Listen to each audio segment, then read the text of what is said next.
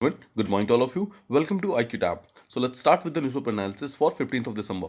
Before that, if you want the PDF of this video, you can go to Telegram and search for IQ Tab Official. आपको वहाँ पर इसकी PDF मिल जाएगी. Let's first of all understand कि आज हमें कौन कौन से न्यूज़ को डिस्कस करना है. First of all, we'll talk about WPI inflation जो कि लगातार बढ़ती जा रही है. कल हमने रिटेल इन्फ्लेशन के बारे में बात किया था. आज हम WPI इन्फ्लेशन के बारे में बात करेंगे कि ये भी काफ़ी इंक्रीज हो गया है रिसेंट डेटा के अनुसार. सेकंड इज कि जो चारधाम जो हाईवेज है, चारधाम हाईवेज, उसके कुछ रोड्स को वहाँ पर वाइडन करने की बात की जा रही है. अभी तक जो सुप्रीम कोर्ट ने पिछला जो जजमेंट दिया था उसमें कहा था कि 5.5 मीटर वाइड एक रोड हो सकता है, बट रिसेंटली इसको इंक्रीज करके अराउंड 10 मीटर कर दिया गया है. ठीक है, तो इस वाइडनिंग के बारे में बात करेंगे हम कि क्यों ये इंपॉर्टेंट है और इसको हम कैसे कर सकते हैं. थर्ड इज कि रिसेंटली एक यूनाइटेड नेशन सिक्योरिटी काउंसिल के अंदर क्लाइमेट चेंज के ऊपर एक रेजोल्यूशन आया है और इंडिया ने इसके अगेंस्ट में वोटिंग की है. तो क्या है ये पर्टिकुलर रेजोल्यूशन और क्यों ये इंपॉर्टेंट था और क्यों इंडिया ने इसके अगेंस्ट वोटिंग की है और कौन कौन सी कंट्री ने इसके अगेंस्ट वोटिंग की है या फिर किसने इसके साथ में वोटिंग की है, हम इसके बारे में प्रॉपर्ली चेक करेंगे. And finally will talk about Vietnam. Vietnam के कुछ लीडर्स हैं जो कि इंडिया में ऑन विजिट आ रहे हैं, तो हम वियतनाम और इंडिया के रिलेशनशिप को यहाँ पर प्रॉपर्ली समझने की कोशिश करेंगे. Let's move on to the first topic. First of all, we'll talk about WPI inflation. Now, WPI का full form होता है Wholesale Price Index. Let's understand first of all कि prelims point of view से क्या क्या important है. सबसे पहले आपको पता होना चाहिए कि Wholesale Price Index होता क्या है. Second, we'll talk about कि Wholesale और Retail में डिफरेंस क्या है. Then will talk about WPI यानी कि होलसेल प्राइस इंडेक्स और CPI यानी कि कंज्यूमर प्राइस इंडेक्स, इन दोनों में डिफरेंस क्या है. And finally repercussions of inflation in WPI यानी कि देखिए CPI को तो मेन हेडलाइन इन्फ्लेशन बोला जाता है. ठीक है, मतलब हमारा जो इंडिया में जितने भी इन्फ्लेशन वगैरह है वो CPI के लेवल पे काउंट किया जाता है. CPI का मतलब है कंज्यूमर प्राइस इंडेक्स, मतलब कंज्यूमर कोई पर्टिकुलर सामान जो खरीदते हैं उसमें कितना इन्फ्लेशन आ गया, मतलब कितनी महंगाई आ गई है, उसके बेसिस पे हमारा जो मेन इन्फ्लेशन है वो काउंट होता है. बट WPI पे अगर कोई इन्फ्लेशन आ जाए तो उसके रिपरकशंस क्या हो सकते हैं, हम इसके बारे में समझेंगे. And main point of view से आप इस क्वेश्चन को अटेम्प्ट कर सकते हैं. देखिए, rising inflation at the level of wholesale prices in India is a cause of worry. Evaluate this statement in context of recent trends.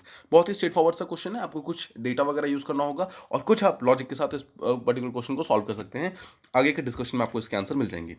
देखिए, first of all wholesale price index represents the price of a basket of wholesale goods. First of all कि wholesale goods का मतलब होता है ऐसे सामान जो भी मार्केट में नहीं आया है अभी, जो फैक्ट्री लेवल पर ही है, मतलब जो होलसेल लेवल पर है उसी को होलसेल प्राइस कहते हैं. ठीक है, अब जो WPI है it focuses the price of goods that are traded between corporations. Now यहाँ पर देखना है आपको, ये वो पर्टिकुलर सामान होता है जो कंज्यूमर नहीं खरीदते हैं. ध्यान रखना है आपको, जो कंज्यूमर खरीदते हैं उसे रिटेल कहा जाता है. ठीक है, रिटेल.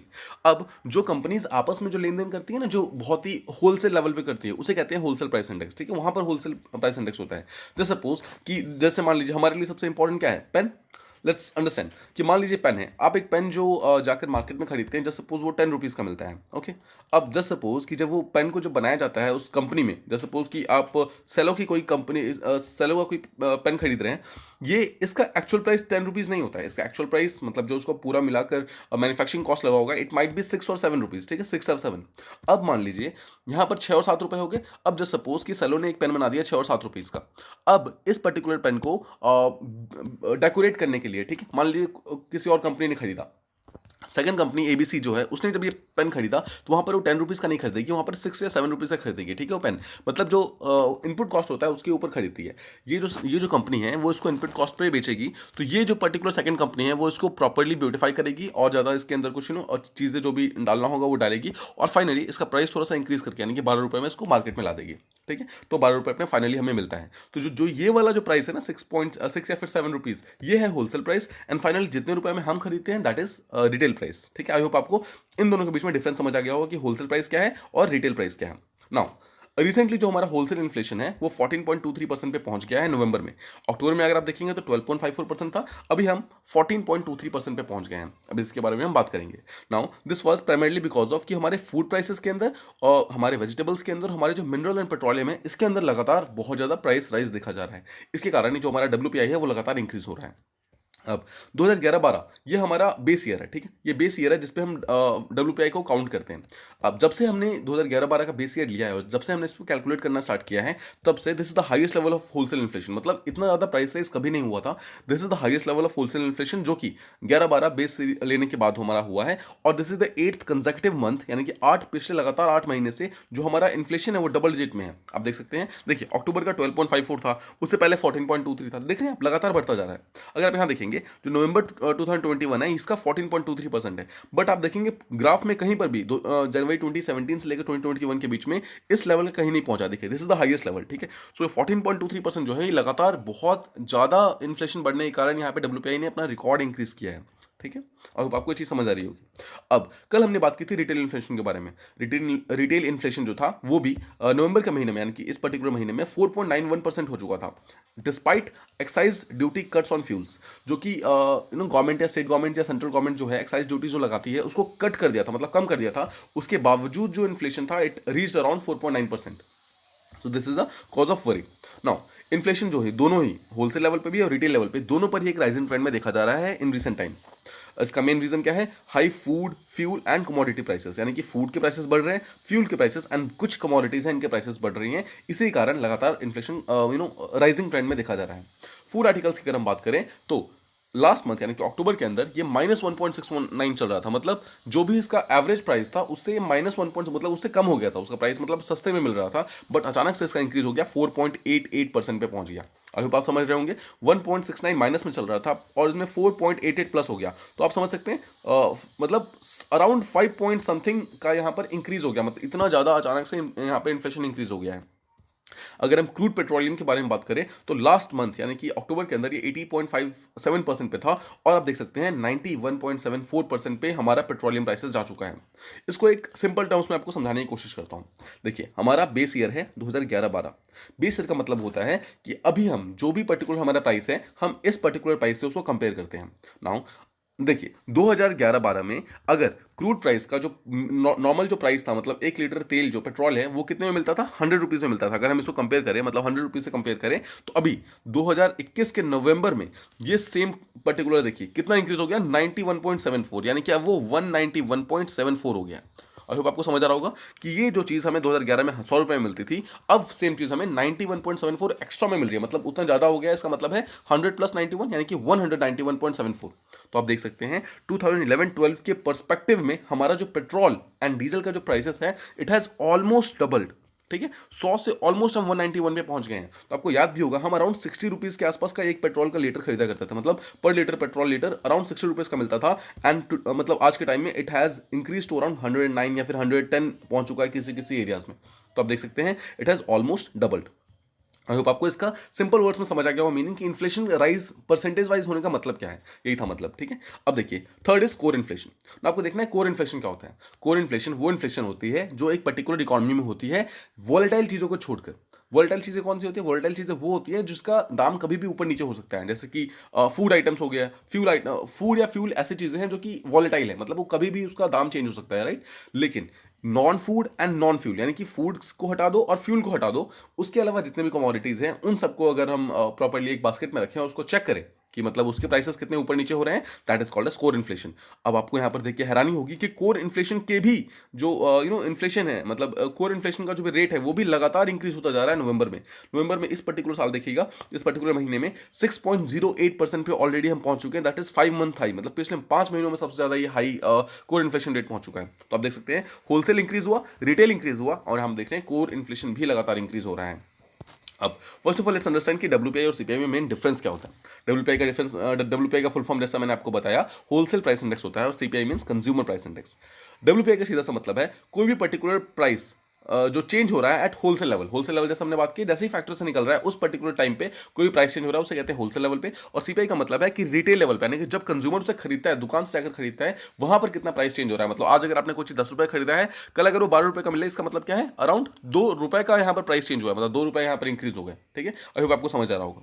अब डब्ल्यूपीआई को कौन पब्लिश करता है? It is ministry of commerce and industry के अंदर एक ऑफिस ऑफ इकोनॉमिक एडवाइजर है, ओईए, ठीक है। यही है जो डब्ल्यूपीआई को निकालता है। और सीपीआई कौन निकालता है? सेंट्रल स्टैट्स ऑफिस, जो हमारा मिनिस्ट्री ऑफ स्टैटिस्टिक्स है उसके अंदर जो हमारा सेंट्रल स्टैटिस्टिक्स ऑफिस है वो निकालता है और साथ में लेबर ब्यूरो निकालता है। तो आपको ध्यान रखना है सीपीआई कौन निकालता है यहाँ पर? मिनिस्ट्री ऑफ स्टैटिस्टिक्स और लेबर ब्यूरो दोनों साथ में मिलकर निकालते हैं।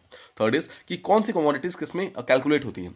तो डब्ल्यूपीआई के अंदर सर्विसेज इंक्लूड नहीं होती है, आपको ध्यान रखना है। डब्ल्यूपीआई देखिए, डब्ल्यूपीआई का सीधा सा मतलब है होलसेल लेवल पे कितना सामान बिक रहा है। तो आपको पता है कि कि सर्विस कोई सामान नहीं है, राइट। सर्विस तो ऐसी चीज है जो कि आप जिसको टच नहीं कर सकते, इसको आप छू नहीं सकते हैं। तो गुड्स बेसिकली वो चीजें होती हैं जिसको आप टच कर सकते हो, ठीक है, जो टेंजिबल होती हैं। तो टेंजिबल चीजों को बोला जाता है गुड्स, एंड सर्विसेज वो होती है जो नॉन टेंजिबल होती है। तो सीपीआई यानी कि कंज्यूमर लेवल पे देखेंगे, जो कंज्यूमर पे करते हैं वो गुड्स एंड सर्विसेज दोनों के लिए पे करते हैं। देखिए जैसे सपोज आपने कोई पेन खरीदा तो वो गुड्स है, बट आपने जैसे सपोज कि आपने ट्रांसपोर्ट से मतलब किसी बस में बैठकर आप एक जगह से सेकंड जगह गए, तो that is a service, right. आपने वो ट्रांसपोर्ट का यूज किया, आपने पूरी बस खरीद नहीं ली थी, वहां पर आपने कोई गुड नहीं खरीदा था, आपने वहां पर सिर्फ उस पर्टिकुलर चीज का यूज किया था एक जगह से सेकंड जगह पहुंचने में, यानी कि आपने उस सर्विस का यूज किया था। आई होप आपको समझ आ रहा होगा। बट जब आपने यहाँ पर पेन खरीदा तो आपने वो पेन को पूरी तरीके से ओन कर लिया, मतलब वो गुड अब आपका हो गया, वो सामान अब आपका हुआ। बट जो ट्रांसपोर्ट आपने यूज किया दैट वो बस पूरी आपकी नहीं हो गई, आपने सिर्फ उस सर्विस को यूज किया है। तो that is the difference between goods and services का यूसेज। तो जब कमोडिटीज की बात करते हैं तो डब्ल्यूपीआई यानी कि होलसेल प्राइस लेवल पे सिर्फ गुड्स कैलकुलेट किया जाता है, बट जो कंज्यूमर लेवल पे वहां पर गुड्स एंड सर्विसेज दोनों ही कैलकुलेट किए जाते हैं। अब देखते हैं इन्फ्लेशन कब मेजर किया जाता है। जब भी कोई सामान सबसे पहले निकल के फैक्ट्री से बन के जस्ट निकलेगा, यानी कि फर्स्ट स्टेज होगा, जो फर्स्ट स्टेज होगा जैसे निकलेगा वैसे ही मतलब वहां पर क्या कैलकुलेट होगा, वहां पर डब्ल्यूपीआई कैलकुलेट होगा, ठीक है। जैसे ही कोई सामान बनता है, जैसे ही फैक्ट्री से निकलता है, वहां पर डब्ल्यूपीआई कैलकुलेट होगा। और जब वो सामान फाइनली सारे टैक्सेस वगैरह ट्रांसपोर्टेशन चार्जेस सब कुछ इंक्लूड हो जाए और जब वो दुकान में पहुंच जाए और फाइनली दुकान से वो फाइनल कंज्यूमर के पास जाता है, यानी जो फाइनल स्टेज होता है उस पर्टिकुलर ट्रांजेक्शन का, वो वहां पर सीपीआई कैलकुलेट होता है। आई होप आपको समझ आ रहा होगा ये चीज। नाउ कौन प्राइस पे करता है? देखिए जब भी कोई होलसेल लेवल पे होता है, होलसेल लेवल पे कोई सामान खरीदता है तो उसके प्राइसेस या तो कोई मैन्युफैक्चरर्स या फिर होलसेलर्स, यानी कि जो होलसेल में सामान, यानी कि आपने सुना होगा थोक विक्रेता, राइट। थोक, जो थोक में जो सामान खरीदते हैं या फिर बेचते हैं ना, वो लोग पे करते हैं यहाँ पर डब्ल्यूपीआई यानी कि होलसेल लेवल पे। बट सीपीआई को जो है वो कंज्यूमर पे करता है, यानी कि रिटेल लेवल पे जो आप शॉप से खरीदते हो वहां पर कंज्यूमर खुद पे करता है। अब किस टाइप की कमोडिटीज कवर्ड है डब्ल्यूपीआई के अंदर? यहाँ पर देखिए कोई भी मैन्युफैक्चरिंग इनपुट जैसे कि मिनरल्स हो गई, मशीनरी, बेसिक मेटल्स हो गए, मतलब ऐसे चीज जो हम डेली यूसेज में यूज नहीं करते हैं, लेकिन उन चीजों को यूज करके डेली यूसेज की चीजें बनाई जाती हैं। मैं आपको एग्जांपल देता हूँ। जैसे आप देखिए, आप जैसे ठीक है, आप अगर एक पेन यूज करते हैं, जस्ट सपोज वो पेन प्लास्टिक का बना हुआ है, तो आप जाकर प्लास्टिक को बाय नहीं करते हैं, आप जाकर पेन को बाय करते हैं। तो जो आप पेन बाय करते हैं वो देखिए एजुकेशन से रिलेटेड, कम्युनिकेशन से रिलेटेड, ट्रांसपोर्टेशन, ये सब चीजें जो है, जैसे सपोज यहाँ पर पेन का एग्जांपल लेते हैं, तो ये पेन जो है आप वो बाय करते हैं, that comes under consumer price index, ठीक है, वो कंज्यूमर के अंदर आएगा। बट वो पेन जिस चीज से बनाया गया था, वो प्लास्टिक मतलब जिस कंपनी ने वो पेन बनाया है वो प्लास्टिक उसने किसी और कंपनी से खरीदा होगा, राइट। तो प्लास्टिक की कंपनी से जो प्लास्टिक बेचा गया है टू पेन की कंपनी, वो आता है यहाँ पर डब्ल्यूपीआई के अंदर। आई होप आपको ये चीज समझ आ रहा होगा यहाँ पे। एंड फाइनली बेस ईयर की बात करते हैं तो आपको ध्यान रखना है हमेशा, जो डब्ल्यूपीआई हमने पीछे ही बात की थी, डब्ल्यूपीआई जो है 2011-2012 के बेस ईयर पे काउंट होता है। बट सीपीआई ध्यान रखना है आपको, कंज्यूमर प्राइस इंडेक्स जो है 2012 के बेस ईयर पे काउंट होता है, ठीक है। आपको यहाँ पर बहुत ही ध्यान से याद रखना है। नाउ हमें पता है कि डब्ल्यूपीआई जो है एक बहुत ही इंपॉर्टेंट पॉलिसी टूल नहीं है, बिकॉज वो हमारे कंज्यूमर के प्राइस इंडेक्स को शो नहीं करता, लेकिन still it is a cause of worry. क्यों कॉज ऑफ वरी है? देखिए अगर कोई डब्ल्यूपीआई, जैसे सपोज कि जैसे मान लीजिए पेन है, मान लीजिए 100 पेन्स बनाए गए हैं एक फैक्ट्री के अंदर। अब जैसे सपोज कि हर पेन का जो दाम था वो 10 रुपीज था उस फैक्ट्री के ऊपर। अब जब वो फाइनली कंज्यूमर के पास पहुंचा तो मान लीजिए कि वो 15 रुपए में वो पेन बिकना स्टार्ट हो गया। अब अगर देखिए अगर यहां पर इन्फ्लेशन आएगा, यानी कि 15 रुपए पर इन्फ्लेशन आएगा, तो इट कैन इंक्रीज टू 16 या फिर 17, राइट, इतना इंक्रीज हो सकता है। अब लेकिन समझिए यहां पर अगर इस 10 रुपए में इंक्रीज हो गया, मतलब यहां पर जो इनपुट प्राइसेस अगर वो इंक्रीज होकर 10 से 15 हो गया, तो ऑटोमेटिकली यहां पे इंक्रीज हो जाएगा प्राइस ना। देखिए ये 10 रुपए यहां पर था, प्लस सारे के सारे टैक्सेस प्लस ट्रांसपोर्टेशन, इन सबको मिलाकर ये 15 रुपए में बेच रहा था। बट यहीं पर अगर 15 रुपए चार्ज हो जाएगा तो यहां पर भी तो टैक्स मिलेगा ना, यहां पर भी टैक्स को ऐड करना होगा, यहां पर भी ट्रांसपोर्टेशन को ऐड करना होगा, इन सबको मिलाकर इसका प्राइस अचानक से इंक्रीज हो जाएगा। तो आई होप आपको समझ आ रहा होगा। ऑल्दो डब्ल्यूपीआई को हम डायरेक्टली काउंट नहीं करते हैं, but still it is a cause of worry, because अगर डब्ल्यूपीआई इंक्रीज हुआ तो CPI is bound to increase. WPI अगर होलसेल लेवल पर अगर प्राइस इंक्रीज होगा तो ऑटोमेटिकली कंज्यूमर लेवल पर तो प्राइस इंक्रीज होगा ही। While the CPI-based retail inflation is more widely tracked policy tool। हाँ, जैसा हमने बात किया CPI को ज्यादा प्रॉपर्ली ट्रैक किया था, WPI को हम उतना ट्रैक नहीं करते हैं, बट स्टिल WPI जो है वो होलसेल लेवल पे या फिर फैक्ट्री लेवल पे इसको ट्रैक करता है। नाउ होलसेल लेवल और रिटेल लेवल पे अगर हम चेक करेंगे तो मेन डिफरेंस ये है कि जो होलसेल लेवल है वो बेसिक प्राइसेस को कैलकुलेट करता है, जिसमें transportation cost, taxes, retail margins ये सब इंक्लूडेड नहीं होती है। रिटेल मार्जिन्स का मतलब है प्रॉफिट, यानी प्रॉफिट कोई शॉपकीपर जो अपने पास रखता है वो सब इसके अंदर इंक्लूड नहीं होता है। वो सिंपली होता है कि कितना इनपुट लगा है मुझे इस सामान को बनाने में, उतना इनपुट मुझे प्लस कुछ प्रॉफिट मुझे वापस कर दो। लेकिन जो सीपीआई है उसके अंदर ये सारी की सारी चीजें इंक्लूडेड होती हैं। और साथ ही आपको ध्यान रखना है डब्ल्यूपीआई के अंदर ओनली गुड्स होते हैं, सर्विसेज नहीं होती, जैसा हमने भी रिसेंटली डिस्कस किया था। सो डब्ल्यूपीआई की बात करें, it basically captures the average amount of wholesale prices of goods and is primarily used as GDP deflator. तो आपको ध्यान रखना है यहाँ पर, ऑल दो डब्ल्यूपीआई को हम डायरेक्टली कैलकुलेट नहीं करते हैं, बट डब्ल्यूपीआई यहाँ पर जीडीपी डिफ्लेटर की तरह यूज हो सकता है। लेट्स अंडरस्टैंड कि जीडीपी डिफ्लेटर क्या है। देखिए, टोटल एक ही रेशियो है, सिंपल आपको ध्यान रखना है, पहले एक रेशियो है, ऊपर क्या है, ऊपर आता है इसमें the value of goods an economy produces in a year, यानी कि टोटल जो आपका जीडीपी है, मतलब टोटल कितना वैल्यू है बेसिकली आपने जो प्रोड्यूस किया है, और नीचे क्या है, current prices of those things, यानी कि इस पर्टिकुलर सामानों को बनाने में करंट प्राइस कितना लगा है during the base year. Current price का देखिए दो चीजें होती है, करंट प्राइस होती है और रियल प्राइस होती है। रियल प्राइस होता है कि जो आज के टाइम में, मतलब आज के दिनों में उसको बनाने में कितना पैसा लगा है, that is called as real price. Current price क्या होता है कि बेस ईयर से जो हम कैलकुलेट करते हैं, बेस ईयर क्या है 11-12, 2011-2012, तो उसके हिसाब से उस पर्टिकुलर चीज का दाम कितना होगा, दैट इज कॉल्ड एज कि उसका मतलब कितना वो इंक्रीज हुआ है। अब सिंपल वर्ड्स में मैं आपको समझाता हूं कि जीडीपी डिफ्लेटर क्या होता है। जस्ट ट्राई टू अंडरस्टैंड कि देखिए, जीडीपी डिफ्लेटर, यहाँ पर डिफ्लेटर का मतलब क्या हो, आपने देखा होगा, डिफ्लेटर का मतलब होता है किसी चीज को इंक्रीज कर देना, डिफ्लेट कर देना, ठीक है। इन्फ्लेट और डिफ्लेट आपने दो वर्ड पता होगा, इन्फ्लेट मतलब इंक्रीज करना, डिफ्लेट मतलब कम कर देना।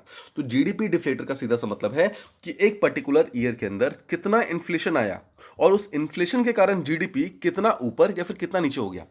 आप समझ रहे हैं कि यहां पर देखिए, जीडीपी का इंक्रीज होने के दो तरीके होते हैं। जीडीपी इंक्रीज होने का सिंपल तरीका है, या तो आप अपनी जो मैन्युफैक्चरिंग कैपेसिटी है उसको इंक्रीज कर लो, यानी कि जितने आप गुड्स वगैरह प्रोड्यूस कर रहे हो आप उसको इंक्रीज कर लो, या फिर है कि आप उसका प्राइस इंक्रीज कर दो, सिंपल है, ठीक है। जीडीपी का टोटल वैल्यू क्या है, मतलब जीडीपी का मतलब क्या है, टोटल वैल्यू कैलकुलेट करता है वो, आपको ध्यान रखना है, वो total number of articles produced को काउंट नहीं करता है कि कितने सामान प्रोड्यूस हुए हैं, बिल्कुल काउंट नहीं करता है। जीडीपी सिर्फ ये काउंट करता है कि टोटल वैल्यू कितनी हुई है, जितना भी सामान प्रोड्यूस हुआ है। तो अगर हम total number of goods increase कर देंगे तो ऑटोमेटिकली प्राइस इंक्रीज हो जाएगा, राइट।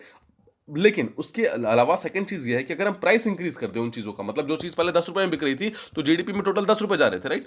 लेकिन अगर हम 10 रुपए को 12 रुपए कर दें तो ऑल्दो देखिए सामान यहाँ पर एक ही प्रोड्यूस हुआ है, लेकिन यहाँ पर अब जीडीपी के अंदर 12 रुपए कैलकुलेट किए जाएंगे कि एक सामान बिका जो 12 रुपए का बिका, राइट। तो आप समझ रहे हैं यहाँ पर, तो इसी चीज का मतलब है जीडीपी डिफ्लेटर, कि जो हमारा बेस ईयर था यानी कि जो 11-12 था, उसके परस्पेक्टिव में जीडीपी हमारी कितनी होनी चाहिए थी, और इन्फ्लेशन आने के कारण वो सामान कितना महंगा हो गया और कितना ज्यादा हमारा जीडीपी दिख रहा है, that is called as GDP deflator. I hope आपको ये चीज समझ आ गई होगी। तो आपको ध्यान रखना है, कुछ इकोनॉमिस्ट ये बोल रहे हैं कि period of low inflation is over, अब यानी कि लो इन्फ्लेशन नहीं आएगा, नाउ इट विल इंक्रीज, मतलब it will increase month by month, because जो हेल्थ है, फ्यूल है, लाइट है, ट्रांसपोर्ट है, कम्युनिकेशन है, ये सब जो है वो स्ट्रक्चरल चेंजेस अब उसके अंदर आ गए हैं, मतलब बहुत सारे चेंजेस ऐसे हैं जो स्ट्रक्चरल आए हैं, और साथ ही साथ सप्लाई के शॉर्टेजेस आ गए हैं, मतलब हम उतनी सप्लाई नहीं कर पा रहे हैं जितना डिमांड है, उसके कारण क्या हुआ है, इन्फ्लेशन लगातार अब इंक्रीज होता जाएगा।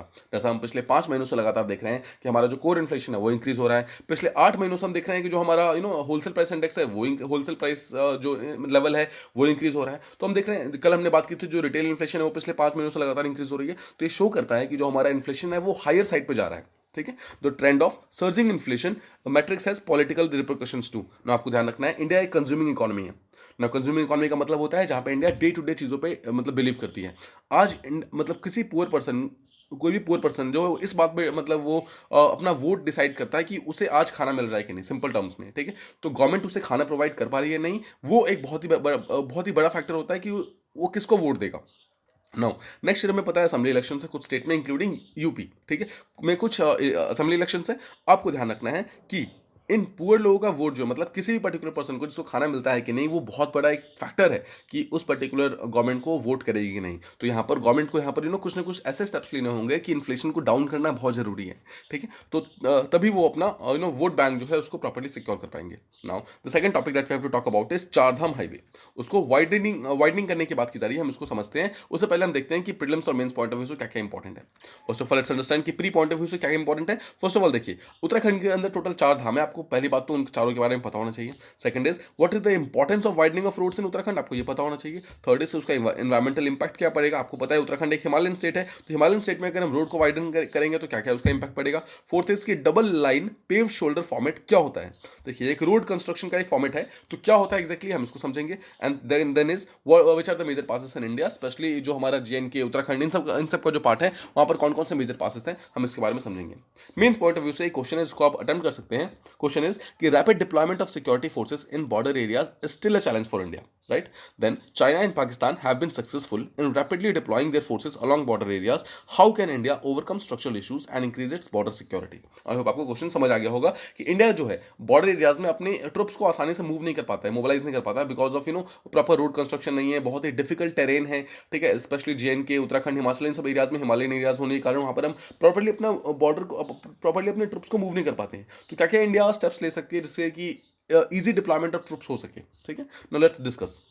आपको ध्यान रखना है, रिसेंटली सुप्रीम कोर्ट के अंदर एक वर्डिक्ट किया गया है जहां पर मिनिस्ट्री ऑफ डिफेंस की जरूरतों को मतलब पूरा करने के लिए उसने अलाउ कर दिया, सिक्योरिटी सुप्रीम कोर्ट ने अलाउ कर दिया है कि टोटल 3 ऐसे हिल स्ट्रेचेस है जिसको वाइडन किया जाएगा, ठीक है। कौन कौन से हैं? First of all is Rishikesh से लेकर मना, सेकंड इज ऋषिकेश से लेकर Gangotri, and third is Tanakpur से लेकर पिथौरागढ़। ये 3 ऐसे प्लेसेस हैं जिसके रोड को वाइडन किया जाएगा। Let's understand this. ये देखिए, ये है ऋषिकेश जो उत्तराखंड के बिल्कुल साउथ पार्ट में है। यहां से आप देख सकते हैं, यहाँ पे गंगोत्री, यमुनोत्री, ठीक है, यहाँ पर आप देख रहे हैं टनकपुर से पिथौरागढ़, इस पर्टिकुलर चीज को इंक्रीज करने की कोशिश की जा रही है, और यहीं पे है मना, ठीक है। इस मना यानी कि 3 यहाँ पर चीजों को यहाँ पे इंक्रीज करने की बात की गई है। अब आपको ये चीज समझ आ गई होगी। ना आपको एक चीज यहाँ पर जो समझना है वो है कि टोटल 4 धाम कौन कौन से हैं। अब यहाँ पर देखिए, first is Yamunotri, second is Gangotri, third is Kedarnath, and fourth is Badrinath. आप देख सकते हैं ये 4 ऐसे धाम है जो कि उत्तराखंड के अंदर प्रोजेक्ट है, और इसी को 4 धाम हाईवे बोला जाता है। इसी को कनेक्ट करने के लिए 4 धाम हाईवे बनाया जा रहा है। आई होप आपको ये चीज क्लियर है। Now this will be in double line paved shoulder format, ठीक है। Double line paved shoulder format में किया जाएगा जहां पर रोड का विड्थ जो है वो अराउंड 10 मीटर्स रखा जाएगा, ठीक है। और ओके, इसको हम समझते हैं पहले क्या है double line paved shoulder format. आप इस इमेज को ध्यान से देखिए, यहाँ पर आप देखेंगे यहाँ पर 2 लेन है फर्स्ट ऑफ ऑल, ठीक है। डबल लेन का मतलब है एक लेन इधर जा रहा है, एक लेन इधर आ रहा है, ठीक है। ये तो ईजी है कि डबल लेन क्या होता है। अब यहाँ पर पेव्ड शोल्डर फॉर्मेट का मतलब होता है कि रोड के अंदर ही, मतलब देखिए, एक तो है फुटपाथ होता है, एक तो फुटपाथ होता है जो रोड के बाहर होता है। नो, रोड के अंदर ही अराउंड कुछ स्पेसेस ऐसे छोड़े जाएंगे जो बाइसाइकिल चलाने के लिए यूज किया जाएगा। आई होप आप समझ रहे हैं यहाँ पर कि ये एक हिली एरिया है, ठीक है। उत्तराखंड एक हिली एरिया है, वहां पर कार एंड जितने भी बड़े ट्रांसपोर्ट हैं उससे ज़्यादा इंपॉर्टेंट है वहां पर साइकिलिंग एंड बाइक्स। तो यहाँ पर इन पर्टिकुलर एरिया को बाइसाइक्लिस्ट को और पेडेस्ट्रियंस यानी कि लोगों को चलने के लिए एक जगह बनाने के लिए यहाँ पर रोड के अंदर ही अराउंड 1.5 मीटर का यहाँ पर पेव्ड शोल्डर फॉर्मेट बनाने की कोशिश की जा रही है। ये इसका फॉर्मेट है। तो आप देख सकते हैं टोटल 10 मीटर का रोड होगा, इसमें से 7 मीटर जो है डबल लाइन कैरेज भी होगा। इसका मतलब है ये टोटल 7 मीटर का होगा, ठीक है। और 1.5 मीटर का यहाँ पे पेव शोल्डर होगा और 1.5 मीटर का यहाँ पेव शोल्डर होगा। आई होप यहाँ पर आपको समझ आ गया होगा कि एग्जैक्टली पेव शोल्डर क्या है। रोड के साइड में, दोनों साइड में फुटपाथ से पहले, ठीक है, रोड के साइड में और फुटपाथ से पहले 1.5 मीटर्स की 2 जगह छोड़ी जाएगी जहां पर साइकिलिस्ट जो और वो हैं वो प्रॉपर्ली अपना साइकिल चला सकते हैं, एंड जो पेडेस्ट्रियंस हैं वो पैदल वहां पर वॉकिंग कर सकते हैं। आई होप आपको ये चीज समझ आ गया होगा। नाउ इससे पहले 2018 के अंदर सुप्रीम कोर्ट ने एक पहले एक वर्डिक्ट दिया था, जहां पर उन्होंने बोला था कि रोड की विड्थ जो है वो मैक्सिमम 5.5 मीटर हो सकती है, ठीक है। मतलब इस चीज को जो है टोटल बोला था सिर्फ 5.5 मीटर हो सकती है, बिकॉज ये एक हिमालयन एरिया है और यहाँ पर हम कोई भी अगर छेड़छाड़ करेंगे नेचर के साथ तो वो उसके रिप्रिकॉशंस ज्यादा हो सकते हैं।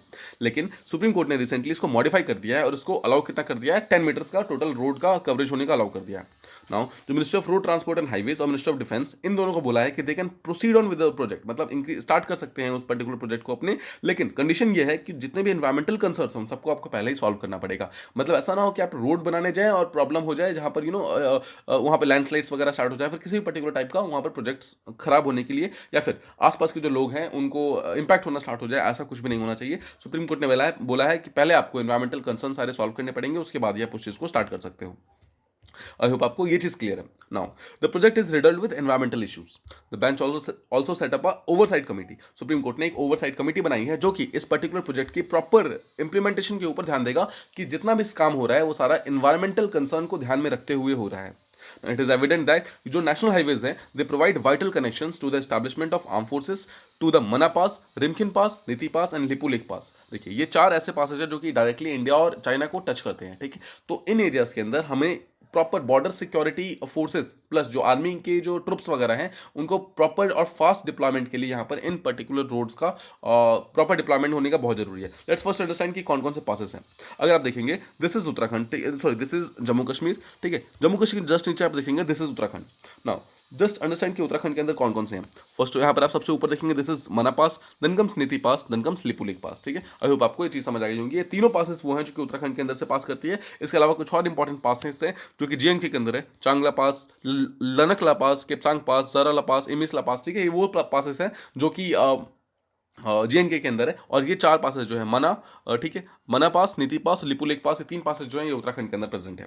आई होप आपको ये चीज़ क्लियर है। अब वाइडनिंग ऑफ रोड्स का मेन फर्क क्या पड़ेगा, इसका बहुत ही बड़ा हेल्प मिलेगा, ये बहुत बेनिफिशियल होगा for quick troop building along the Indo China border. Indo China border के पास में जो ट्रुप्स वगैरह डिप्लॉयमेंट करना है उसके लिए बहुत ज़्यादा हेल्पफुल हो जाएगा ये। अब क्यों हमें ट्रुप्स जल्दी डिप्लॉय करने की जरूरत पड़ती है, let's understand.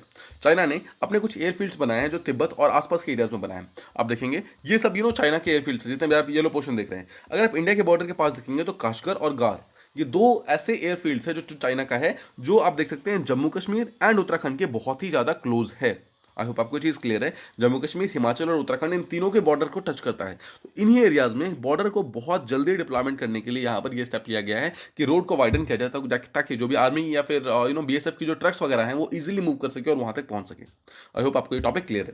Now the next topic that we have to discuss about is कि यूएन सिक्योरिटी काउंसिल के अंदर रिसेंटली एक क्लाइमेट चेंज का एक ड्राफ्ट रेजोल्यूशन आया है जिसके अगेंस्ट इंडिया ने वोटिंग की है। First of all let's understand कि प्रीलिम्स और मेंस पॉइंट ऑफ व्यू से इसके लिए क्या क्या इंपॉर्टेंट है। प्री के लिए सबसे पहले आपको यूएन सिक्योरिटी काउंसिल का फुल स्ट्रक्चर पता होना चाहिए कि कितने मेंबर्स होते हैं, क्या नहीं होते हैं, ठीक है। Second is UN security council और यूएन जनरल असेंबली दोनों के बीच में मेन डिफरेंस क्या है आपको ये पता होना चाहिए। Third is what has been the recent resolution on climate change, जो अभी जो आया है, जो रिसेंट अभी रेजोल्यूशन आया है, एक्जैक्टली वो रेजोल्यूशन क्या है हम इसके बारे में देखेंगे। Fourth is UN security council और UNFCCC, इन दोनों को कैसे हम लिंक कर सकते हैं, क्यों लिंक करना है, और उसके मेंबरशिप का चेंजेस क्या क्या है, क्या क्या मेंबरशिप का क्राइटेरिया है, हम इसको प्रॉपर्ली चेक करेंगे। एंड फिफ्थ वन इज कि यूएन सिक्योरिटी काउंसिल क्या है, उसके पीस कीपिंग ऑपरेशन क्या होता है, कौन कौन सी कंट्री है जो पीस कीपिंग ऑपरेशन करती है, और इंडिया का उसमें क्या नंबर है, हम ये सब प्रॉपर्ली देखेंगे। Now mains point of view से आप इस क्वेश्चन को अटेम्प्ट कर सकते हैं। द क्वेश्चन इज कि India played a major role at Glasgow to change the wordings of the final draft at the climate policy, right? But still there are various structural issues that need to be overcome. Critically analyse this statement and also talk about possible future road map for India in climate context. I hope आपको ये question समझ आ गया होगा। इसमें basically आपको ये बात करनी है कि ऑल्दो इंडिया ने काफी कुछ किया है ग्लासगो समिट में COP26 के अंदर, बट इसके बावजूद बहुत सारे ऐसे स्ट्रक्चरल इश्यूज है जिसको अभी सॉल्व करना बाकी है, ताकि जितने भी क्लाइमेट फाइनेंस और क्लाइमेट कॉन्टेक्स्ट के बीच में जितने भी प्रॉब्लम्स वगैरह हैं उनको सॉल्व कर सके, और जल्दी से जल्दी जितने भी पेरिस एग्रीमेंट के अंदर जो भी हमने डिसाइड किया था कि 1.5 डिग्री सेल्सियस या फिर at the max 2 degree Celsius तक हमें अपने टेम्परेचर को बचाना है, मतलब ग्लोबल टेम्परेचर को बचाना है, उसको हम जल्दी से जल्दी अपना वहां तक पहुंच सके, ठीक है। आई होप आपको ये चीज क्लियर है। Let's first of all discuss क्या है। इंडिया ने अगेंस्ट में वोटिंग की है to a draft resolution at UN security council, जहां पर क्लाइमेट को सिक्योरिटी के साथ लिंक करने की कोशिश की जा रही थी। नाउ इंडिया ने बोला है कि दिस इज अटेम्प्ट, ये एक अटेम्प्ट किया जा रहा है कि UNFCCC से जितना भी जो हम लोग कॉप की समिट्स वगैरह करते हैं वहां से हटा के सिक्योरिटी काउंसिल के अंदर उसको लाया जाए, ठीक है। मतलब इंडिया ऐसे इसको ऐसा बोल रहा है कि हम मतलब कुछ ऐसी कंट्रीज हैं जो UNFCCC से उसको हटा करके सिक्योरिटी काउंसिल के अंदर लाना चाहती है, लेकिन it will be a step backward. क्यों स्टेप बैकवर्ड है? लेट्स फर्स्ट अंडरस्टैंड की इशू क्या है। ये रेजोल्यूशन जो है वो आयरलैंड और नाइजर दोनों लेकर आए थे, ठीक है। लेट्स अंडरस्टैंड कि फर्स्ट ऑफ ऑल देखिए आयरलैंड कहां पर है। यूके के जस्ट बगल में आप देखेंगे जो छोटा सा कंट्री है, दिस इज आयरलैंड, ठीक है। तो यूके के जस्ट पास में है आयरलैंड, जो आप वेस्टर्न यूरोप के अंदर देखेंगे ये वेस्टर्न यूरोप का पार्ट है जहां पे आयरलैंड प्रेजेंट है। और अगर आप अफ्रीका का नॉर्दर्न पार्ट देखेंगे तो यहाँ पर आपको नाइजर मिलेगा, जो कि एक डबली लैंडलॉक्ड कंट्रीज है, ठीक है। तो आप देख सकते हैं जितने भी ऐसे कंट्रीज हैं, ओके, ये एक लैंडलॉक्ड कंट्री है, और आप देख सकते हैं Algeria, Libya, Chad, Nigeria, Burkina Faso, Ghana और माली, ये सब इसके नेबर्स हैं। नाउ जस्ट अंडरस्टैंड कि ये इन दोनों कंट्रीज ने अभी रिसेंटली ये रेजोल्यूशन लाया था, लेकिन ये पास नहीं हो पाया। टोटल 12 ऐसे यूएन सिक्योरिटी काउंसिल के मेंबर थे जिन्होंने इस पे वोटिंग मतलब सपोर्ट किया, बट इंडिया और रशिया दोनों ने इसके अगेंस्ट वोट किया। नाउ आपको समझना है टोटल 12 यूएन सिक्योरिटी काउंसिल ने इसमें एक्सेप्ट किया था, मतलब यस बोला था, तो इसके बावजूद ये क्यों क्यों नहीं हो पाया, हम इसको अभी थोड़ी देर में समझेंगे कि एग्जैक्टली मेंबरशिप क्राइटेरिया क्या होता है। नाउ चाइना ने एब्सटेन किया, मतलब चाइना ने वोटिंग ही नहीं किया है। नाउ नाइजर जो है it holds the UN presidency for this month, यानी कि दिसंबर। नाउ यहां पर भी हमें समझना है कि यूएन सिक्योरिटी काउंसिल का जो प्रेसिडेंसी है वो मंथली चलता है, आपको ध्यान रखना है मंथली। और कौन कौन सी कंट्री के बीच में होता है वो मैं आपको अभी बताऊंगा। देखिए इट ऑर्गेनाइज्ड अ डिबेट, जो नाइजर है जो अभी प्रेसिडेंट है दिसंबर 2021 का, उसने एक डिबेट ऑर्गेनाइज किया जिसका मतलब मेन थीम ये था कि maintenance of international peace and security in the context of terrorism and climate change. आपको सबसे पहले ये पता होना चाहिए कि जो यूएन सिक्योरिटी काउंसिल है इसका मेन काम क्या है, इंटरनेशनल पीस एंड सिक्योरिटी को मेंटेन करना, ठीक है। और to maintaining international peace and security, now different context में उस पीस एंड सिक्योरिटी को हम कैसे मेंटेन कर सकते हैं वो यूएन सिक्योरिटी काउंसिल के अंदर डिस्कशंस होती हैं। तो रिसेंटली जो नाइजर जो कि प्रेसिडेंट है इस सिक्योरिटी काउंसिल का, उसने बोला है कि हम पीस एंड सिक्योरिटी को यहाँ पे क्लाइमेट चेंज के साथ लिंक करने की कोशिश कर रहे हैं। यही वो इनिशिएटिव है जिसको इंडिया ने अभी मना कर दिया कि अगर हम जो हमारा पीस एंड सिक्योरिटी है उसको अगर हम क्लाइमेट चेंज से हटाएंगे, मतलब क्लाइमेट चेंज से लिंक करने की कोशिश करेंगे, तो जो ये UNFCCC में हम जो हर साल कॉप करते हैं, ठीक है, मतलब कॉन्फ्रेंस ऑफ पार्टीज करते हैं वो सब हट जाएगा और वो सिक्योरिटी काउंसिल के अंदर आ जाएगा, लेकिन वो बहुत बड़ा प्रॉब्लम हो जाएगा। क्यों प्रॉब्लम होगा उसका इशू हम अभी बात करते हैं। देखिए, one of the objectives of debate was to examine how terrorism and security risk could be linked to climate change. ये मेन इसका कंसेप्ट था। The reason countries were attempting to bring climate talks to the security council was कि decisions could be taken without consensus और the involvement of most developing countries. ये India का major concern है कि total, देखिए आपको ध्यान रखना है कि यूएन सिक्योरिटी काउंसिल के अंदर टोटल 15 ही मेंबर्स होते हैं, जिसमें 5 परमानेंट है, 10 नॉन परमानेंट है। तो अगर टोटल 15 ही मेंबर्स मिलकर पूरे वर्ल्ड का मतलब क्लाइमेट से रिलेटेड जितने भी प्रॉब्लम सॉल्व करेंगे, तो जितने भी डेवलपिंग कंट्रीज हैं उनकी बात कौन सुनेगा, राइट? अभी जो रिसेंटली ड्राफ्ट रेजोल्यूशन हुआ है, जो ग्लासगो के अंदर हुआ है, उसका पूरा का पूरा जितना भी काम किया गया वो सब अंडरमाइन हो जाएगा। मतलब उसकी कोई वैल्यू नहीं रहेगी अगर हम सिक्योरिटी काउंसिल के अंदर उसको उठा के ले आएंगे। अभी बहुत दशकों तक, मतलब डेकेड्स तक बातचीत करने के बाद developed and developing countries finally कुछ बात पे अग्री हुए हैं कि there should be common but differentiated responsibilities. इसका मतलब है कि हर एक कंट्री का कॉमन गोल है। गोल यही है कि क्लाइमेट को फिर से रिवाइव करना जरूरी है। हमें ग्लोबल टेम्परेचर को 1.5 डिग्री सेल्सियस या फिर मैक्सिमम 2 डिग्री सेल्सियस पर रोकना जरूरी है। बट सबकी डिफरेंशिएटेड रिस्पॉन्सिबिलिटीज है। मतलब ऐसी कंट्रीज जो ऑलरेडी मतलब डेवलप हो चुकी हैं, जिन्होंने काफी इंडस्ट्रियलाइजेशन कर रखा है, यूएसए यूके ऐसी कंट्रीज, उनको अब अपने चीजों को कम करने की जरूरत है। लेकिन जो डेवलपिंग कंट्रीज है वो धीरे धीरे कम करेंगे। ये है डिफरेंशिएटेड रिस्पॉन्सिबिलिटीज। गोल कॉमन है बट सबका रिस्पॉन्सिबिलिटी अलग अलग है। मतलब ऐसी कंट्रीज जो ऑलरेडी डेवलप्ड है वो थोड़ा ज्यादा करेंगे, जो डेवलपिंग कंट्रीज है वो कम करेंगे। ठीक है, तो हमने जितना कुछ एफर्ट्स लगाए हैं यूएनएफसीसीसी के अंदर क्लाइमेट को फिर से बचाने के लिए, वो सारा खत्म हो जाएगा अगर हम उसको यूएन सिक्योरिटी काउंसिल के अंदर लेके जाएंगे, ऐसा इंडिया का कहना है। नाउ यहाँ पर आप इस चीज़ को मैं आपको समझाता हूँ क्यों ऐसा कहना है। अगर आप यहाँ पर देखेंगे तो जो यूएन सिक्योरिटी काउंसिल है उसके अंदर टोटल 5 परमानेंट मेंबर्स होते हैं, टोटल 10 नॉन परमानेंट मेंबर्स होते हैं। तो अगर आप 5 परमानेंट मेंबर्स देखेंगे तो यहाँ पर आपको मिलेगा टोटल देखिए, रशिया, चाइना, ठीक है, यूके, फ्रांस और यूएसए। सिर्फ ये 5 ऐसी कंट्रीज है जो कि परमानेंट है। अब अगर हम 2020 में कौन कौन सी कंट्रीज हैं जो कि यूएन सिक्योरिटी काउंसिल की नॉन परमानेंट मेंबर्स थी, उसको अगर हम देखेंगे, देखिए south Africa, Indonesia, dominion Republic, Germany और बेल्जियम। आप देख सकते हैं साउथ अफ्रीका, ठीक है, यहाँ पे इंडोनेशिया है, यहाँ पर आप एक सेकेंड, यहाँ पर अगर आप देख सकते हैं यहाँ पे डोमिनियन रिपब्लिक है, ये जर्मनी है और इसके पास में आपको बेल्जियम मिल जाएगा। ठीक है, आई होप आप देख रहे हैं, ये वो कंट्रीज है जो कि 2020 में थे। अगर आप 2021 की बात करेंगे, यहाँ पर कौन कौन सी कंट्रीज थी, जितने भी कंट्रीज येलो में है, देखिए नाइजर हो गया, ठीक है, फिर यहाँ पर वियतनाम है, ट्यूनीशिया हो गया, यहाँ पर एस्टोनिया हो गया, ठीक है, ये वो कंट्रीज हैं जो कि 2021 के अंदर मेंबर्स थे। 2022 के अंदर आप देखेंगे तो यहाँ पे इंडिया देखिए, यहाँ पर मैक्सिको देखिए, ठीक है, यहाँ पर आप देख सकते हैं यहाँ पर आयरलैंड है, यहाँ पर नॉर्वे है, ठीक है, और फाइनली कीनिया है। ये वो कंट्रीज हैं जो कि 2022 में मेंबरशिप है। तो मतलब जो मैं पॉइंट यहाँ पर बोलना चाहता हूँ, पॉइंट इज ये कि टोटल 5 यहाँ पर परमानेंट मेंबर्स हैं, टोटल 5 यहाँ पे यूएन 2020 के अंदर थी, 5 यहाँ पर 21 के अंदर थी और 5 यहाँ पर 22 के अंदर थी। 20 वाली अब खत्म हो चुकी है। टोटल मिला के all we have is 15 members. यहाँ पर 15 मेंबर्स क्या एक साथ मिलके कि पूरे वर्ल्ड का क्लाइमेट फाइनेंस की इश्यूज को सॉल्व कर सकते हैं? जी नहीं, बिल्कुल भी नहीं कर सकते। बिकॉज यहाँ पर अगर आप देखेंगे, this is the map of UNFCCC. ये वो मेंबर्स हैं जो कि यूएनएफसीसीसी के मेंबर्स हैं। एक ये ग्रे वाला पोर्शन छोड़ दीजिए और कुछ जो ग्रे पोर्शन है उसको छोड़ दीजिए, तो ये सारे के सारे कंट्रीज ऐसे हैं जो यूएनएफसीसीसी के मेंबर्स हैं। तो आप देख सकते हैं कि इसमें वर्ल्ड वाइड रिप्रेजेंटेशन है यूएनएफसीसीसी के अंदर। तो जो हम कॉन्फ्रेंस ऑफ पार्टीज जो करते हैं उसके अंदर ये सारे के सारे कंट्रीज जो हैं वो सब आते हैं। लेकिन अगर हम यूएन सिक्योरिटी काउंसिल के अंदर इसको उठा के ले आएंगे तो these will be the only 15 countries जो कि इसके अंदर आ पाएंगी। That's it. यही पूरे वर्ल्ड का क्लाइमेट से रिलेटेड इश्यूज को सॉल्व करने की कोशिश करेंगे, जहां पर ये सॉल्व हो ही नहीं पाएगा। ठीक है, आई होप ये चीज आपको क्लियर हो गई होगी। देखिए, अब जो डेवलप्ड कंट्रीज हैं, they have not met their promises of climate action. India ने ऐसा बोला है कि $1 ट्रिलियन की हमने बात की थी और we want it at the earliest. हमें उसका कोई ऐसा नहीं चाहिए कि 10 साल के बाद, 20 साल के बाद। This is the time that we need. मतलब अभी के टाइम में हमें उसे डेवलपमेंट इश्यूज में लगाने की जरूरत है। हमें उसे अभी के टाइम में अगर हमें पैसा मिलेगा तो हम जाकर क्लाइमेट फाइनेंस के अंदर उसको यूज कर पाएंगे। आप अगर हमें बाद में पैसा देंगे तो कोई फायदा नहीं होगा। तो देखिए, पॉइंट ये था कि नाइजर और आयरलैंड ने ये चीज़ क्यों उठाया, इस पॉइंट को उठाया क्यों? उन्होंने बोला है कि क्लाइमेट चेंज के कारण बहुत सारे कॉन्फ्लिक्ट्स हो रहे हैं इन साहेल रीजन। साहेल रीजन अगर आप देखेंगे, ये वाला पार्ट जो है ये साहेल रीजन है। ठीक है, ये पार्ट ये जो है साहेल रीजन है। मतलब जो अपना सहारा है, यहाँ पे सहारा है ऊपर, ठीक है, सहारा के जस्ट नीचे यहाँ पर एक बहुत ही ग्रीन बेल्ट है जहाँ पे बहुत सारे ट्रीज हैं। This is called a Sahel region. But यहाँ पर बहुत ज़्यादा कॉन्फ्लिक्ट वगैरह होते हैं बिकॉज ऑफ क्लाइमेट चेंज। वहाँ पर एक्सट्रीम टेम्परेचर है, ठीक है, वहाँ पर वाटर का बहुत ज़्यादा स्कार्सिटी है। इन सब चीज़ों के कारण ये एक बहुत बड़ा रीजन है जहाँ पर कि उसके कारण वहाँ पर कॉन्फ्लिक्ट्स वगैरह बहुत बढ़ गए हैं।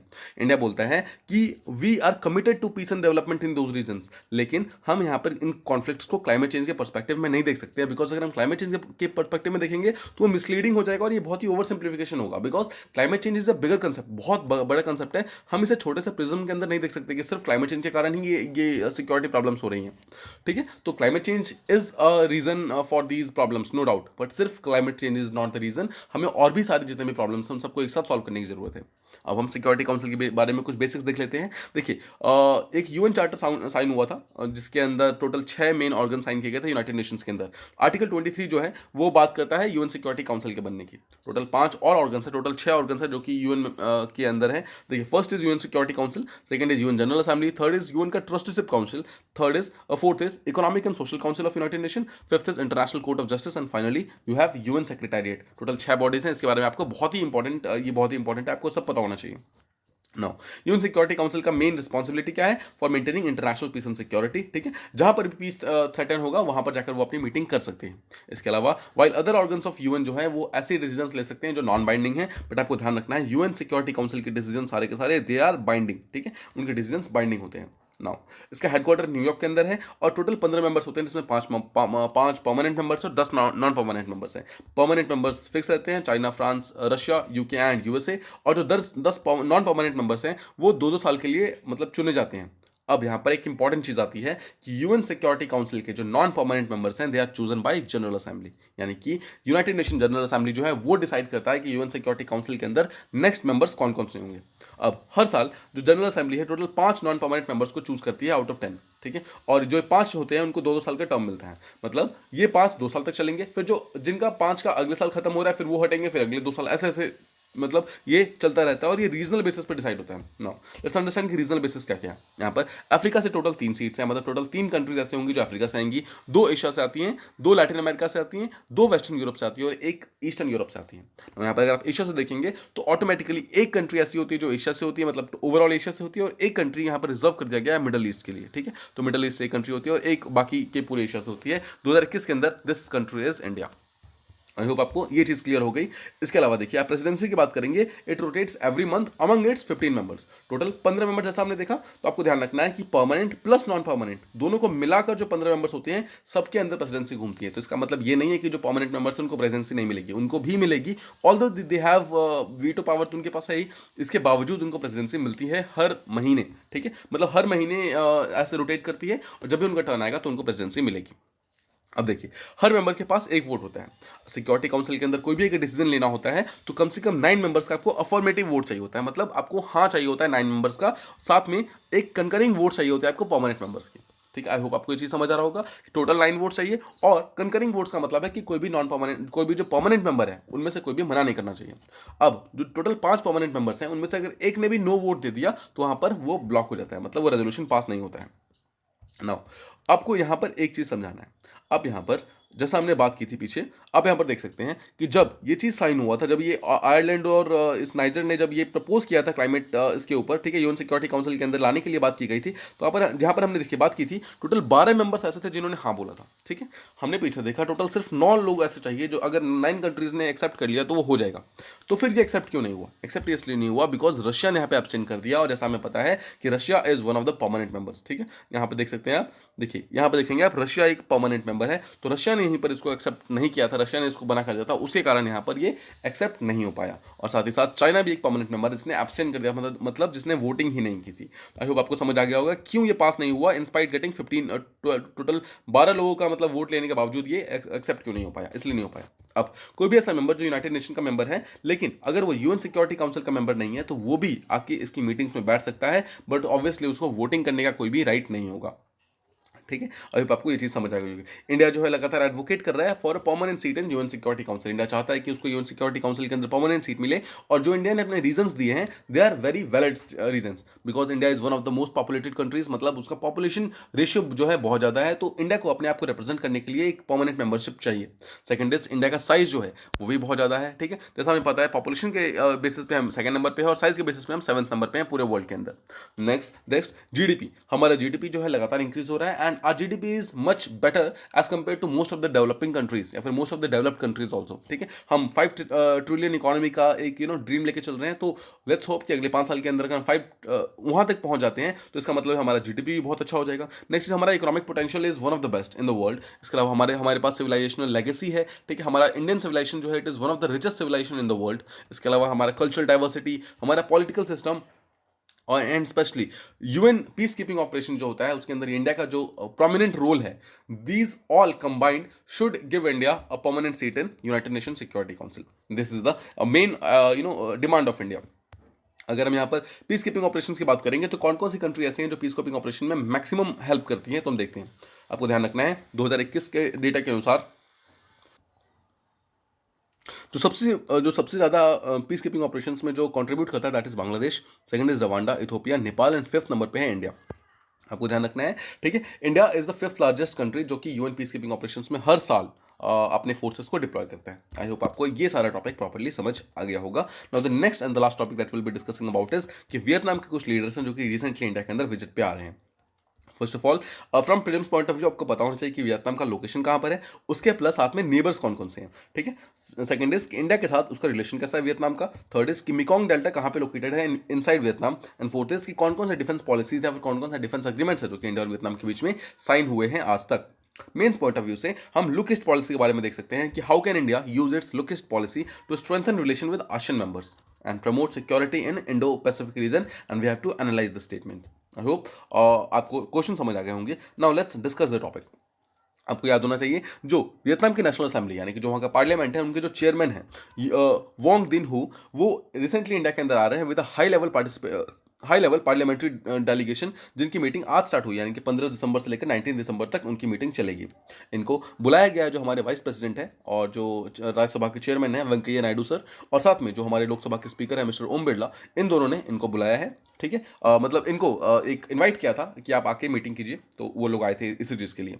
अब जनवरी 2022 में अगर देखेंगे तो 50 साल हमारे कंप्लीट हो रहे हैं बायलैटरल रिलेशनशिप के विद वियतनाम। तो इंडिया वियतनाम का रिलेशनशिप है इट गोज बैक टू 1971, ठीक है। 1971 से हम बायलैटरली काफ़ी अच्छे रिलेशनशिप को प्रॉपरली फॉलो कर रहे हैं, तो this is a very good thing. No, इसके बाद ये तो फर्स्ट मीटिंग है। इसके अलावा it will continue the series of high level exchanges between the two countries. India और वियतनाम के बीच में और भी बहुत सारी मीटिंग्स हैं जो कि जो कि होने वाली हैं 2022 के अंदर। काफी सारी मीटिंग्स होंगी ऑब्वियसली बिकॉज कि हमने 50 साल अभी कंप्लीट किए हैं, तो इस चीज के उपलब्धि के कंप्लीट होने की खुशी में हम काफी सारे एग्रीमेंट्स, बहुत सारी मीटिंग्स वगैरह यहाँ पर होस्ट किए जाएंगे। नाउ कोविड-19 के कारण ऑल्दो बहुत सारे ट्रैवल वगैरह बंद कर दिए गए थे, कटिल कर दिए गए थे, बट उसके बावजूद वीडियो कॉन्फ्रेंसिंग के थ्रू दोनों कंट्री यानी कि इंडिया और वियतनाम जो है वो लगातार कॉन्टैक्ट के अंदर थे। So this is a impact, this is a sign of good relationship between two countries. अगर हम लोकेशन की बात करें, यहाँ पर अगर आप एशिया का मैप देखेंगे तो यहाँ पर आप, ठीक है, साउथ ईस्टर्न पार्ट में देखेंगे, देखिए दिस इज इंडिया, ठीक है। इंडिया के अलावा यहाँ पर जितने भी है लाओस, थाईलैंड, कंबोडिया, और यहाँ पर जो सबसे बिल्कुल साइड में कंट्री है दैट इज वियतनाम। यहाँ पर आप मैप देख सकते हैं, जूम्ड इन मैप है, ये चाइना को डायरेक्टली ऊपर से टच करता है, लाओस को टच करता है, ठीक है। यहाँ पर आप कैम्बोडिया को टच करता है, आपको ध्यान रखना है थाईलैंड को टच नहीं करता है। सेकंड इज कि ये इंडिया के आसपास भी नहीं है, आपको ध्यान रखना है, ठीक है, इंडिया के आसपास भी नहीं है ये। इसका कैपिटल सिटी जो है इसका नाम है हैनोई, ठीक है। एंड ये चाइना को डायरेक्टली टच कर रहा है और साउथ चाइना सी के बहुत पास है। आई होप आपको इसका मैप क्लियर है। नाउ लेट्स अंडरस्टैंड कि इंडिया वियतनाम के बीच में रिलेशन कैसे हैं। इंडिया जो है वियतनाम को एक ट्रस्टवर्दी फ्रेंड की तरह मानता है, और दोनों ने काफी अच्छे रिलेशनशिप इंप्रूव किए हैं इन डिफेंस कॉपरेशन, ट्रेड और जियोपॉलिटिकल स्फीयर के अंदर काफी अच्छी रिलेशन है दोनों के बीच में। नाउ वाइल डिफेंस कॉपरेशन जो है it is one of the most significant pillars of the comprehensive strategic partnership जो कि 2016 के बीच में साइन हुआ था इंडिया और वियतनाम के बीच में, ठीक है। इंडिया और वियतनाम ने 2016 में एक सीएसपी साइन किया था, इसके अंदर डिफेंस के ऊपर काफी ज्यादा इस्टेब्लिश मतलब काफी ज्यादा इंफेसिस किया गया था। पर जैसा हमने बात किया कि 1971 से ही दोनों काफी अच्छे रिलेशनशिप में हैं। इससे पहले 1956 के अंदर ही जो वियतनाम की कैपिटल सिटी है हैनोई, उसके अंदर इंडिया ने अपना कॉन्सुल जनरल ऑफिस बनाया था। तो आप देख सकते हैं 1971 में ऑल्दो हमने बायलैटरल रिलेशनशिप स्टार्ट किया था, बट उसके पहले ही 1956 में ही यानी कि हमारी खुद के इंडिपेंडेंस के जस्ट 9 साल के बाद हमने वियतनाम के साथ अपने रिलेशनशिप को इंप्रूव करना स्टार्ट कर दिया था। इसके अलावा वियतनाम ने अपना डिप्लोमेटिक मिशन जो है 1972 के अंदर इंडिया के अंदर बनाया था।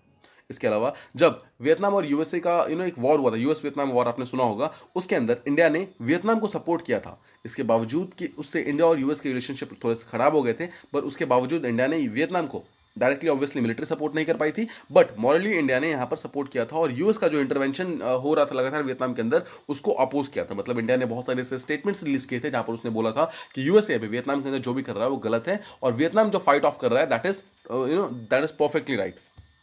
तो यहाँ पर मॉरल सपोर्ट किया था। इसके अलावा इंडिया के अंदर 1990s में एक लुक ईस्ट पॉलिसी स्टार्ट हुआ था, जहाँ पर इंडिया के ईस्टर्न साइड में, अगर देखेंगे इंडिया के ईस्टर्न साइड में जितने भी कंट्रीज हैं उससे रिलेशनशिप को इंप्रूव करने की कोशिश की जा रही थी। तो उसके अंदर वियतनाम भी आता है, जहाँ पर इंडिया ने वियतनाम के साथ इकोनॉमिक इंटीग्रेशन, पॉलिटिकल कॉपरेशन करने की कोशिश की थी with all the countries in south east Asia और ईस्ट एशिया। ठीक है, आई होप आपको ये चीज़ क्लियर है ना। इसके अलावा इंडिया जो है बहुत सारे क्विक इम्पैक्ट प्रोजेक्ट्स जो है वियतनाम के अंदर उसको बना रहा है, उसको डेवलप करने की और कैपेसिटी असिस्टेंस प्रोवाइड करने की कोशिश कर रहा है वियतनाम को। क्विक इम्पैक्ट प्रोजेक्ट्स क्या होते हैं? जो कि बहुत जल्दी बन जाते हैं और बहुत जल्दी उनके रिजल्ट्स आ जाते हैं। तो जैसे आप देखेंगे कि वियतनाम के अंदर जो मेकोंग डेल्टा का रीजन है, वहाँ पर वाटर रिसोर्स को प्रॉपर्ली मैनेज करने के लिए कुछ प्रोजेक्ट्स वगैरह बनाए जा रहे हैं जो कि इंडिया बना रहा है। अगर आप यहाँ पर देखेंगे वियतनाम के बिल्कुल साउथ पार्ट में यहाँ पर मेकोंग डेल्टा ऐसे आती है, मेकोंग रिवर ऐसे आती है और यहाँ पर अपना डेल्टा फॉर्म करती है। आप यहाँ देख सकते हैं दीज आर द डेल्टा जो कि यहाँ पर फॉर्म होती है। ठीक है, तो इस पर्टिकुलर एरिया में वाटर की मतलब स्कार्सिटी नहीं, वाटर काफ़ी ज़्यादा अबंडेंट है बट उसको प्रॉपर्ली मैनेज नहीं किया जाता है। उस चीज़ को प्रॉपर्ली मैनेज करने के लिए इंडिया ने एक प्रोजेक्ट स्टार्ट किया जो कि उस वहाँ पर वाटर को रिसोर्स को मैनेज करता है। इसके अलावा डिफरेंट सस्टेनेबल डेवलपमेंट गोल्स को प्रॉपर्ली फुलफिल करने में इंडिया वियतनाम की हेल्प कर रहा है और साथ ही डिजिटल कनेक्टिविटी को और ज़्यादा बेटर इंक्रीज करने के लिए बहुत सारे ऑप्टिकल फाइबर केबल्स वगैरह है ना, जो यहाँ से इंडिया से ट्रांसफर किए गए हैं वियतनाम के अंदर और उसको लेआउट करने में हेल्प किया जा रहा है इंडिया के द्वारा वियतनाम के अंदर। इसके अलावा while Vietnam is interested in modernising it's arm forces. ठीक है, अब जब से यूएस और वियतनाम के बीच में वॉर हुआ था, देखिए अब despite Vietnam being a very poor country and despite Vietnam being not that strong, उसने यूएसए को हरा दिया था। But one thing that it learn from that war was कि किसी भी पर्टिकुलर कंट्री की जो आर्मी है वो बहुत स्ट्रांग होनी चाहिए। ठीक है, तो इसलिए वियतनाम लगातार अपने आर्म फोर्सेस को मॉडर्नाइज करने की सोचता रहता है। ठीक है, मतलब डिसीजंस लेता रहता है। इसलिए उसने इंडिया से भी बहुत सारे डिफेंस कैपेबिलिटीज के बारे में बात की है, जैसे कि इंडिया के पास जो आकाश सरफेस टू एयर मिसाइल है, मतलब एक मिसाइल सिस्टम है, उसको खरीदने की बात की है। सेकंड इज कि ध्रुव हमारे पास एक लाइट हेलीकॉप्टर है, एडवांस लाइट हेलीकॉप्टर जो किसी भी डिफिकल्ट टेरेन के अंदर जा सकता है और वहाँ पर ट्रुप वगैरह को डिप्लॉय कर सकता है, तो ये भी खरीदने की बात की है। And third is BrahMos missile जो कि इंडिया और रशिया दोनों ने साथ में मिलकर बनाया है। इंडिया को यह भी बोला है वियतनाम ने कि हमें ब्रह्मोस भी चाहिए। तो आप समझ रहे हैं आकाश, ध्रुव और ब्रह्मोस, इन तीनों चीज की तो ऑलरेडी डील्स वगैरह स्टार्ट भी हो गई है इंडिया और वियतनाम के बीच में। तो आप समझ सकते हैं कि डिफेंस के मामले में कितनी ज्यादा कोऑपरेटिव है दोनों कंट्रीज। इसके अलावा एक यूनाइटिंग फैक्टर दोनों कंट्री के बीच में यह भी है कि दोनों ही जो चाइना के साथ डायरेक्टली बॉर्डर टच करते हैं, जैसे हमने पीछे बात किया था, आप देख सकते हैं वियतनाम यहाँ पर चाइना के साथ डायरेक्टली बॉर्डर टच करता है और वियतनाम और चाइना के बीच में कुछ मतलब वॉर्स भी हो चुके हैं 1979 के अंदर। जैसे आपको पता है इंडिया और चाइना के बीच में 1962 में वॉर हुए थे और वियतनाम और चाइना के बीच में 1979 में वॉर हुए थे। प्लस दोनों ही कंट्री यानी कि इंडिया और वियतनाम दोनों का ही बॉर्डर प्रॉब्लम्स है चाइना के साथ। इसके अलावा चाइना जो है एग्रेसिव टेंडेंसी शो करता है इन बोथ चाइना और इंडिया, और दोनों में ही उनके टेरिटरीज को इंक्रोज करने की कोशिश करता है। ठीक है, तो आप देख सकते हैं ये एक बहुत बड़ा यूनाइटिंग फैक्टर है जो एक्चुअली दोनों कंट्री को क्लोजर लाने की कोशिश कर रहा है, because both are trying to fight out China. ठीक है, तो आई होप आपको ये सारे के सारे टॉपिक्स प्रॉपर्ली समझ आ गए होंगे। This was all from this discussion. अगर आपको आज के टॉपिक्स प्रॉपर्ली समझ आ गए हैं तो उसको आप रिवीजन के फॉर्म में रिवाइज कर सकते हैं। अब आपको ट्रू या फॉल्स के फॉर्म में आपको इसके आंसर्स देने हैं और इसके आंसर आप कमेंट बॉक्सेस में दे सकते हैं। इसको हम कल की वीडियो के लास्ट में डिस्कस कर लेंगे। द फर्स्ट क्वेश्चन इज कि WPI यानी कि wholesale price index takes account of only goods but CPI takes account of both goods and services. Second is base year of CPI, that is Consumer Price Index, is 2011-12. Third is Changla Pass is in Uttarakhand. Fourth is Kashgar Airfield is located in Jammu and Kashmir. Fifth is कि membership of United Nations Security Council and United Nations General Assembly, they are same. Next is India is the largest contributor of UN peacekeeping operations. And final question is कि Vietnam comes under Look East policy of India to strengthen relationship. These are the questions जो कल के question थे उसे हम discuss कर लेते हैं। द फर्स्ट क्वेश्चन इज कि inflation causes reduction in the purchasing power unit of money. जी हाँ, बिल्कुल सही स्टेटमेंट है। जैसे हमने कल बात की थी कि जो सामान पहले हमें 10 रुपये में मिलता था, सेम सामान अब 12 रुपये में मिलता था, तो यहाँ पर 10 रुपये की जो वैल्यू थी यानी कि परचेसिंग पावर थी वो कम हो गई, अब वही सामान हमें 12 रुपये में मिलेगा। तो इसका मतलब है कि इन्फ्लेशन जो है किसी पर्टिकुलर मनी की परचेसिंग पावर को कम कर देता है। सेकंड इज कि 4% is the upper inflation range as decided by RBI for smooth functioning of Indian markets. जी नहीं, गलत स्टेटमेंट है। कल हमने इसके बारे में बात की थी कि जो वो है मतलब जो रेंज है हमारा दैट इज 4% ±2%। इसका मतलब है हमारा रेंज क्या हुआ 2% से लेकर 6% तक। तो हमारा जो लोअर रेंज है दैट इज 2% और जो हमारा मैक्सिमम रेंज है मतलब जो अपर रेंज है दैट इज एक्चुअली 6%। ठीक है, तो 4% हमारा मैक्सिमम रेंज नहीं है। Then comes CAQM that is comprehensive air quality management has completely replace the EPCA। Yes, this is true statement. हमने बात किया था जो 1998 के अंदर जो सुप्रीम कोर्ट है वो एनवायरमेंटल प्रोटेक्शन कॉम्पैक्ट अथॉरिटी यानी कि EPCA लेकर आया था, लेकिन इसको पूरी तरीके से रिप्लेस कर दिया गया है बाय CAQM जो कि यूनियन गवर्नमेंट लेकर आई है। नेक्स्ट इज कि landfills can also lead to mobilization of local species from a particular area. Yes, ये बहुत बिल्कुल सही स्टेटमेंट है। आपको जैसा हमने कल बात किया था कि लैंडफिल्स जहाँ पर बन जाते हैं और जहाँ पर बहुत ज़्यादा ऑर्गेनिक वेस्ट वगैरह डिकम्पोज होना स्टार्ट हो जाती है, वहाँ पर रोडेंट्स यानी कि रैट्स, क्रोज, वहाँ पर वो सब आने लगती है, जिसके कारण जो नेटिव स्पीसीज है, लोकल स्पीसीज है, वहाँ से मोबिलाइज कर जाती है, बिकॉज वो उस एक्सट्रीम सिचुएशन के अंदर, एक्सट्रीम स्मेल के अंदर रह नहीं पाती है। नेक्स्ट इज कि रशिया टच करती है ऑल 5 सेंट्रल एशियन कंट्रीज को। जी नहीं, ये गलत स्टेटमेंट है। कल हमने इसके बारे में बात किया था कि रशिया सिर्फ एक यानी कि काजाकिस्तान जो बिल्कुल टॉप पे है, सिर्फ उसको टच करती है, बाकी को टच नहीं करती है। नेक्स्ट इज कि यूएन क्लॉज जो है is not a legally binding agreement but gives a moral responsibility to follow it. जी नहीं, ये गलत स्टेटमेंट है। कल हमने इसके बारे में देखा था यूएन क्लॉज एक लीगली बाइंडिंग अग्रीमेंट है, जहां पर कोई पर्टिकुलर कंट्री जो है उसके आसपास जितना भी वो है, जितना भी सी है या फिर जितना भी मरीन रिसोर्सेज है, उस वहां पर कौन कौन से रूल किस जोन में फॉलो किए जाएंगे, उसको प्रॉपर्ली फॉलो करना होता है। And the final question is कि supersonic missile assisted torpedo system is indigenous system of India. जी हाँ, ये हमारे डीआरडीओ यानी कि डिफेंस रिसर्च डेवलपमेंट ऑर्गेनाइजेशन ने बनाया है, ये पूरी तरीके से इंडिजिनियस है। So this was all from the discussion. If you like the video, please do like, share and subscribe, and thank you so much for listening.